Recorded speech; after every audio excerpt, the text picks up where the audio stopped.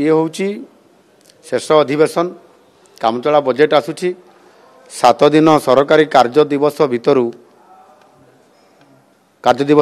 आपंकर 2 दिन 12 आउ 13 रविवार शनिवार रविवार परे होउछि। आमे जानिछु ये विधानसभा रे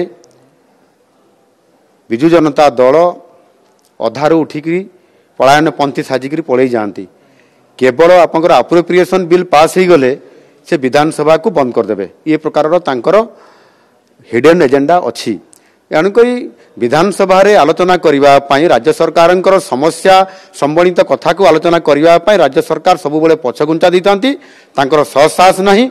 एणु निश्चित भाव में एथर मध्य विधानसभा अधारू बंद करदे से पलायन पंथी साजिबे। एणु निश्चित भाव में ओडिशार विकास ही नहीं।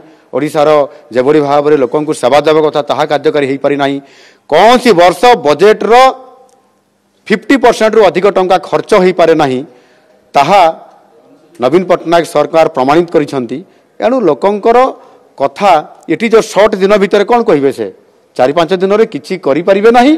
केवल भोट ब्याज पाइबा किसी कथा करने चिंता कर लोक किंतु जानीगले आउ ग्रहण करेंगे नहीं।